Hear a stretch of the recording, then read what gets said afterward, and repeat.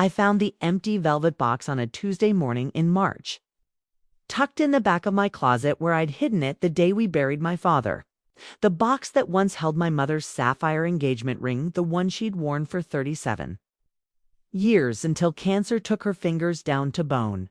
The one she'd pressed into my palm 3 days before she died and whispered, "Keep this safe, baby. Don't let anyone take what's yours." The box was there. The ring was gone. My name is Diane Carter, and I'm 63 years old.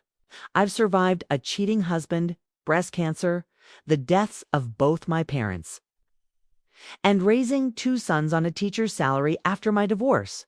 I thought I'd seen every flavor of betrayal a person could serve. I was wrong. Because nothing prepares you for the moment you realize your father's widow, the woman he married 18 months after your mother died, has stolen the jewelry your mother left you and sold it for cash. But I'm getting ahead of myself.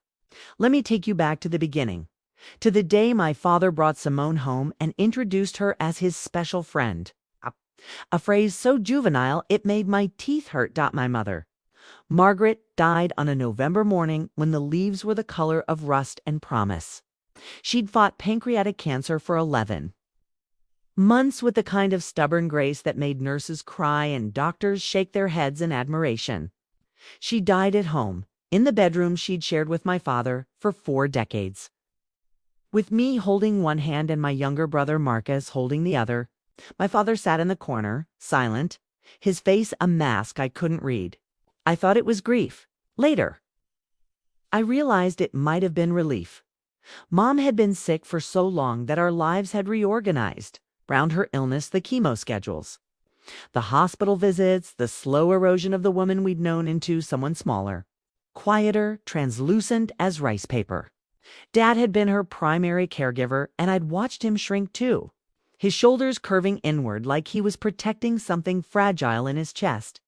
After the funeral, after the casseroles stopped coming and the sympathy cards slowed to a trickle, I expected Dad to fall apart. Instead, he seemed to expand, to fill the space Mom's absence had left. He started going to a grief support group at the community center. He joined a book club. He bought new clothes that didn't smell like hospital disinfectant and regret. "I'm trying to live again," he told me when I asked if he was okay. "Your mother would want that." I believed him. I wanted to believe him. 6 months after Mom died, Dad mentioned he'd made a friend at the grief group. "Her name's Simone," he said over Sunday dinner at my house. "She lost her husband 2 years ago. Lung cancer. She understands what I'm going through." I thought it was healthy. I encouraged it. I told him I was glad he had someone to talk to who understood loss. I'm an idiot. 3 months later, Dad brought Simone to Sunday dinner. She was 54, 9 years younger than Dad, with the kind of polished appearance that requires money or effort or both expensive highlights. Manicured nails, designer jeans that looked casual but probably cost more than my mortgage payment. She had a laugh that sounded like she'd practiced it in front of a mirror. Bright and controlled, never too loud. "Diane," she said, taking both my hands in hers like we were old friends, "your father talks about you constantly. It's so wonderful to finally meet you." I wanted to like her. I tried to like her. But something felt off.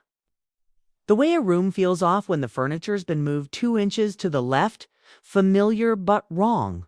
Over the next few months, Simone became a fixture in Dad's life.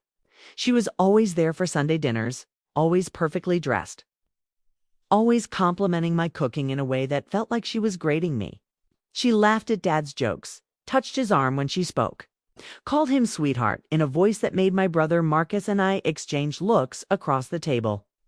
"She's moving kind of fast," Marcus said to me one night after they'd left. He was 39, a contractor with rough hands and a gentle heart, married to a woman named Paula who taught 2nd grade and grew tomatoes that won ribbons at the county fair. "Dad's a grown man," I said, though my stomach felt tight. "He's allowed to have a companion." "Companion? Sure," Marcus said. "But she's already redecorating his living room. She's already talking about our house and our future. Mom's been dead less than a year." "Everyone grieves differently," I said, using a phrase a therapist had told me once. Back when my marriage was collapsing and I needed permission to fall apart on my own timeline. Yeah, Marcus said. But some people don't grieve at all. They just move on.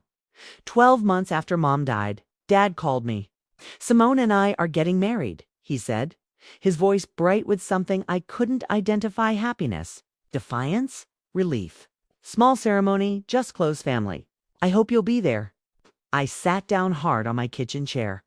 Dad, are you sure? It's only been a year. I'm 72 years old, Diane, he interrupted. I don't have time to wait for other people's timelines. Simone makes me happy. She makes me feel alive. That's enough. The wedding happened 3 weeks later at City Hall. Marcus and Paula came. I came. Dad wore a new suit. Simone wore cream, not white, but close enough to make a point. After the ceremony, we went to an expensive restaurant where Simone ordered champagne and toasted to new beginnings and letting go of the past. I drank the champagne and smiled and told myself I was being unfair, that I was projecting my own failed marriage onto Dad's new one. That grief makes us all territorial about the people we've lost. That night, I went home and took out the jewelry box my mother had given me 3 days before she died. Inside was her engagement ring, a sapphire surrounded by small diamonds. Modest but beautiful. The kind of ring a young teacher bought for his girlfriend in 1965 when love felt more important than carrots. There was also a pearl necklace her own mother had given her, a gold bracelet Dad bought her for their 25th anniversary, and a pair of emerald earrings she'd worn to my wedding. Back when I still believed in forever. These are yours. Mom had whispered that last week, her voice paper-thin but fierce. Not anyone else's, yours. Promise me you'll keep them safe. I promise, I'd said, crying too hard to see her face clearly. I kept that promise for 18 months, until the Tuesday morning I found the empty box. I stood in my closet holding that velvet emptiness and felt something cold and sharp unfold in my chest. I called Marcus. The jewelry's gone, I said when he answered. What jewelry? Mom's jewelry. The ring, the pearls, everything. The box is here, but it's empty. Silence. Then, did you move it? Maybe put it somewhere else. I haven't touched it since Dad's wedding, I said. Marcus, someone took it. Who has access to your house? Just you and Paula and Dad, but I changed the locks after I stopped. I hadn't changed the locks after Dad's wedding. I'd meant to. That vague intention that lives in the back of your mind and never makes it to action. Dad still had a key from when he'd helped me move in 4 years ago. I'm coming over, Marcus said. While I waited for Marcus, I called Dad. He didn't answer. I called Simone's cell number I'd programmed months ago at Dad's insistence, in case of emergencies, honey. She answered on the third ring, her voice sugary and warm. Diane, what a lovely surprise. How are you? I need to talk to Dad, I said, my voice flat. He's at his cardiologist appointment. Is something wrong? My mother's jewelry is missing. From my house. A pause. It's too long. Oh my, she said finally. That's terrible. Have you called the police? Not yet. Simone, do you know anything about this? Me? She laughed, that bright practiced sound. Why would I know anything about your jewelry? Because you and Dad are the only other people with keys to my house. Another pause. Diane, I'm sure there's a reasonable explanation. Maybe you moved it and forgot. You're at that age where memory can be, I didn't forget, I interrupted. Someone took my mother's jewelry out of my closet. I need to talk to Dad. I'll have him call you when he gets home, she said, her voice cooling several degrees. But, Diane, you might want to check your tone. Accusations can damage relationships, and I'd hate for you and your father to have conflict over a misunderstanding. She hung up. I stood there holding my phone, shaking with a rage so pure it felt almost clean. Marcus arrived 20 minutes later with Paula, who hugged me hard and smelled like the lavender soap she made in their garage.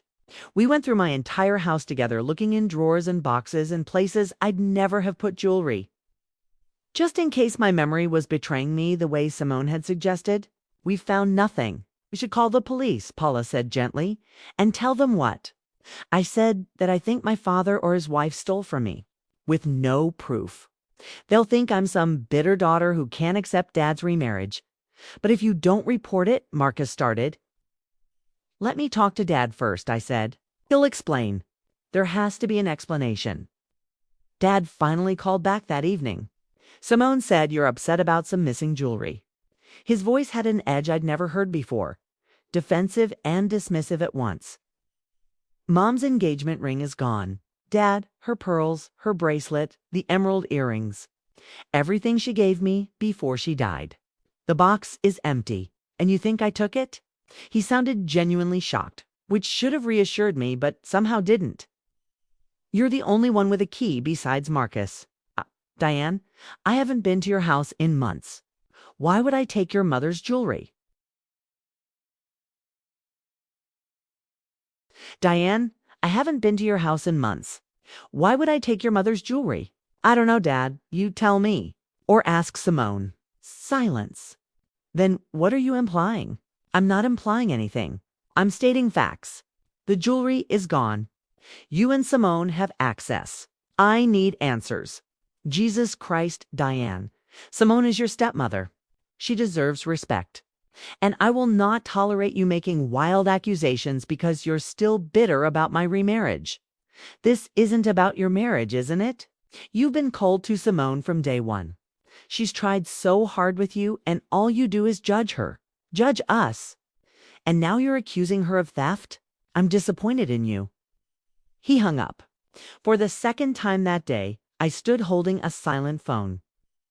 Feeling like the world had tilted off its axis, Marcus wanted to go to the police immediately. I held him off. Give me a few days, I begged. Let me figure this out. I couldn't sleep that night, my brain spinning through possibilities like a card dealer with a marked deck. Someone had taken that jewelry. Someone who knew what it meant, who knew where I kept it, who had access to my home. The list was short and painful. The next morning, I did something I'm not proud of. I called a private investigator. His name was Ray Thompson, a retired police detective who did freelance work for people like me who needed answers but couldn't go through official channels yet. You want me to find jewelry that's already been sold? Ray asked after I explained the situation. I want you to find out who sold it, I said. There are only so many places in this city that buy state jewelry. High-end pawn shops, consignment stores, private buyers. My mother's ring alone was worth at least $15,000. Someone had to take it somewhere. Ray was quiet for a moment. Then, this is going to cost you, and it's going to take time. I have time, I said, and I'll pay whatever it costs. He called me back 3 days later. I found it, he said without preamble, or at least I found where it was sold. My heart stopped.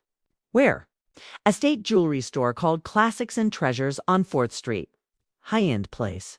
The owner, guy named Bernard, says a woman brought in a collection about 2 weeks ago. Sapphire ring, pearls, gold bracelet, emerald earrings. Said they belonged to her late mother-in-law and she was downsizing. He bought the lot for $12,000 cash. It's $12,000, I repeated numbly. He robbed her. She didn't negotiate, Ray said. According to Bernard, she seemed in a hurry. Wanted cash, didn't want a paper trail. He thought it was fishy, but the pieces checked out as real, so he bought them. I got him to show me the security footage. Want me to send it to you? Yes, I whispered. The video arrived in my email 10 minutes later. I watched it 3 times, my hands shaking so hard I could barely hold my phone. The woman in the video was Simone, 54 years old, blonde highlights, designer jeans, practiced smile. My father's wife. My mother's jewelry spread out on the counter in front of her like she was selling cans of soup. She didn't look uncomfortable. She didn't look guilty. She looked like a woman conducting normal business, efficient and calm. I called Ray back. I need copies of everything. The video, the receipt, Bernard's statement about the sale. Everything. What are you going to do? Ray asked. I don't know yet, I said. But I want proof. Legal, documented proof. I spent that night making a plan. Not a revenge plan, though part of me wanted nothing more than to burn Simone's perfect life to the ground. But I'm 63 years old and I've learned that revenge without strategy is just violence. I needed to be smarter than my rage. The next morning, I called a lawyer.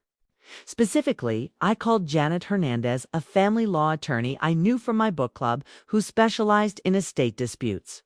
I showed her everything: the empty jewelry box, Ray's report, the security footage, the receipt from Bernard showing Simone's sale. Janet watched the video twice, her expression hardening with each viewing. "This is theft," she said flatly. "Clear as day. She took property that belonged to you, sold it without your permission, and pocketed the money. You can press criminal charges. What are my chances of getting the jewelry back?" "Slim to none," Janet said gently. "Once it's sold, especially for cash to a licensed buyer, tracing it is nearly impossible. The store can sell it to anyone. But you can sue for the value of the items. You can also report the theft to the police. This is prosecutable. If I press charges, my father will never forgive me," I said. "Your father's wife stole from you," Janet said, her voice sharp with a lawyer's clarity. "His forgiveness is not the issue here. Your mother gave you that jewelry. She made you promise to keep it safe. Simone violated your home, your trust, and your mother's final wishes. The question isn't whether your father will forgive you. The question is whether you'll forgive yourself if you let this go." I sat with that for a long moment. Then I said, "What's the first step?" Janet leaned forward. "We file a police report. Then we sue for the value of the jewelry plus emotional damages. And here's the kicker. We send a copy of all of this, the police report, the lawsuit, the security footage, to your father. Not to ask permission. To inform him of what his wife did." "That'll destroy their marriage," I said. "Good," Janet said without an ounce of sympathy. "A marriage built on stealing from his daughter deserves to be destroyed." I filed the police report that afternoon. The officer who took my statement watched the security footage and shook his head. "Family stuff is always the worst," he said. "You sure you want to go through with this? Once we start the investigation, it becomes a matter of public record." "I'm sure," I said. The lawsuit was filed 3 days later. Janet had an assistant deliver copies to both Dad and Simone's house while they were home, ensuring they'd be there to receive it together. I didn't want to give Simone time to spin the story, to play victim, to manipulate Dad before he saw the evidence. My phone rang 6 hours later. "Dad, I let it go to voicemail." He called 4 more times. I didn't answer. Finally, a text. "Diane, we need to talk. Now, Kay." I texted back, "Come to my house alone. If Simone comes, I won't open the door." He showed up 20 minutes later. His face gray, the lawsuit papers clutched in his shaking hand. I let him in. We sat in my living room, the same room where he'd helped me paint walls 4 years ago, where we'd shared Sunday dinners, where I'd tried to welcome Simone into our family. "Is this true?" he asked, his voice breaking. "The video? The police report, is it true?" "Watch for yourself," I said, pulling up the security footage on my laptop. I turned the screen toward him. He watched in silence. I watched him watching it, saw the exact moment he recognized Simone's profile. Her gestures, the way she touched her hair when she was thinking. Saw the moment his face crumpled, like paper burning from the inside out. "I didn't know," he whispered when it finished. "Diane, I swear to God, I didn't know."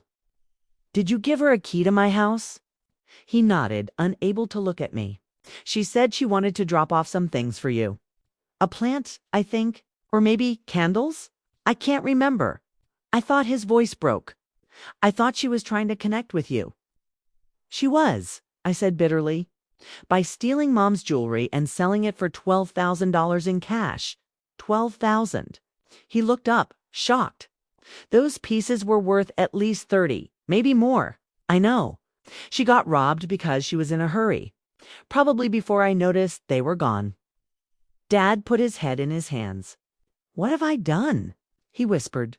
"What have I done?" "You married a woman you barely knew," I said, my voice harder than I intended. "You gave her access to your life, your money, your children's homes. You chose her over us." "Over Mom's memory? Thought she loved me," he said, and the pain in his voice almost undid my anger. "She loves your money," I said quietly. "Dad, When did you add her to your bank accounts? He looked up, his eyes red. 3 months after we got married, and your will? Did you update it? Silence. Then, barely audible. She's the primary beneficiary. She said it was important for spouses to take care of each other. She said it showed trust. I felt something cold settle in my stomach. Dad, Marcus, and I need to know. What does your estate look like? He told me. The house, which had been paid off for 15 years and was now worth close to $1 million in our city's inflated market. His pension from 40 years of teaching. His 401k. A life insurance policy worth $250,000 altogether. His estate was worth close to $1.7 million. And Simone, who'd been married to him for less than 2 years, stood to inherit almost all of it. Dad, I said carefully, how much of your money has Simone spent since you got married? He started listing things. The living room remodel, the kitchen renovation, the new car. She said her old one wasn't safe, the vacation to Italy. She said we deserved to enjoy life, the jewelry, the clothes, the furniture. I watched him calculate in real time, saw the numbers add up behind his eyes, saw the truth settle over him like ash. About 80,000, he said finally. Maybe 90? In 18 months, I said. He nodded, tears streaming down his face now. She played me, he said. Didn't she? She found a grieving widower at a support group and played me from day one. I wanted to lie, to soften it, to protect him. But he deserved the truth. Yes, I said. I think she did. We sat in silence for a long time. Finally, Dad said, "What do I do now?" "You divorce her," I said, immediately. "Before she takes any more, the lawsuit is separate. That's theft. Criminal. The divorce is civil. Janet says you can file for annulment based on fraud if you can prove she married you under false pretenses." "The jewelry is proof," he said slowly. "The jewelry is proof." I agreed. Dad hired a lawyer that night. A shark of a man named Richard Moss who specialized in divorces involving fraud and hidden assets. Within a week, Simone had been served with both the theft lawsuit and divorce papers. The locks on Dad's house were changed. His bank accounts were frozen except for one in his name only. His will was updated to remove her completely. Simone's response was, exactly what I expected. She hired her own shark and prepared to fight. But here's the thing about fighting: when the evidence is against you, it's expensive and ultimately futile. Richard got access to Simone's bank records. We found $12,000 deposited the same day she sold my mother's jewelry, withdrawn in cash 3 days later. We found email correspondence with a realtor about selling Dad's house emails sent just 2 weeks before I discovered the missing jewelry. We found a dating profile, still active, where she listed herself as single and looking for a generous gentleman to share adventures. The divorce took 4 months. Simone fought for alimony, for half the house, for the pension. Richard fought back with the jewelry theft, the fraudulent marriage, the active dating profile. In the end, Simone got nothing. No house, no pension, no alimony. Just a police record and a reputation in tatters. The criminal case took longer. Simone tried to claim Dad had given her permission to sell the jewelry, that he'd told her it belonged to the family now and she could do with it as she pleased. But the security footage showed her alone, nervous, in a hurry. And I had the text I'd sent Dad's phone after Mom died, reminding him that Mom's jewelry was mine and asking him to keep it safe. He'd responded, "I know, sweetheart. Your mother was very clear. Those pieces are yours. They'll stay safe." Simone was convicted of theft and ordered to pay restitution, $30,000, the appraised value of the jewelry. She appealed. It's lost. She declared bankruptcy. I never saw a dime, but I didn't care. What I wanted was justice. What I got was the knowledge that she couldn't do this to anyone else, that her name was now attached to theft, fraud, and opportunism. Dad moved in with Marcus and Paula for 6 months while he healed. Not just from the betrayal, but from the grief he'd been avoiding since Mom died. Turned out all that moving on wasn't healing, it was running. Simone had been a Band-Aid on a wound that needed surgery. And when she ripped off, the infection showed Dad started real grief therapy. He joined a different support group, one that didn't allow new romantic relationships for a full year. He went to Mom's grave every Sunday and talked to her. Told her he was sorry, told her he'd been a fool, told her he hoped she'd forgive him. She would. I told him one Sunday when I met him there. "She loved you for 40 years, Dad. She knew you weren't perfect. She knew I wasn't strong," he said. "That's why she made you promise to keep the jewelry safe. She knew I'd be vulnerable. She wanted to protect what was mine." I said, "But I think she also wanted you to find your way back. And you did." 2 years after Simone left, Dad and I are rebuilding. It's slow, like recovering from surgery, painful, requiring patience, leaving scars. But we're doing it. He comes to Sunday dinners again. He helps Marcus build a deck. He babysits Paula's second-grade class when she needs a substitute. He lives small and quiet, having learned that big and shiny can hide rot. The jewelry never came back. Bernard at Classics and Treasures had sold the ring to a private collector before I'd even filed the police report.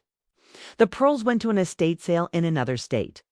The bracelet and earrings disappeared into the anonymous market of secondhand luxury. I mourned them, but not the way I'd expected. What I mourned was the betrayal, the violation. The way Simone had reached into my mother's memory and stolen pieces of her. But here's what I learned. You can't steal memories. You can't pawn love. The jewelry was just metal and stone, beautiful, valuable, sentimental, but ultimately just objects. What mattered was what they represented. My mother's life, her love, her final act of protecting me. And that Simone never touched. I keep the empty velvet box on my dresser now, where I see it every morning. A reminder that what looks empty can still hold everything important. That protection isn't always about keeping things safe, but about knowing when to fight for what's yours. That family can betray you in ways that break you, and you can still put yourself back together. Different, but whole. Marcus asked me once if I regretted going after Simone so hard. If I wished I'd just let it go to preserve the peace. "Mom made me promise," I said. "The last promise I made to her, I wasn't going to break it just because it got hard." "You kept it," Marcus said. "Even without the jewelry. You kept what was yours safe, just in a different way." He was right. I did keep my promise. Not by protecting objects, but by protecting truth. By refusing to let theft become normal, betrayal become acceptable, greed become excused as love. My stepmother wore a cream dress to her wedding to my father and stole my mother's jewelry 18 months later. What I did with the receipts didn't just end her marriage, it ended her ability to do this to anyone else. And in the quiet of late nights when I still miss my mother with an ache that hasn't dulled, I like to think that somewhere, somehow, she knows I kept my word. The receipts Ray found, the ones Bernard provided, the bank records Richard uncovered, they're all filed away now. Legal documents in manila folders, evidence of a crime solved and a promise kept. But what I remember most isn't the paper trail. It's my father's face when he watched that security footage.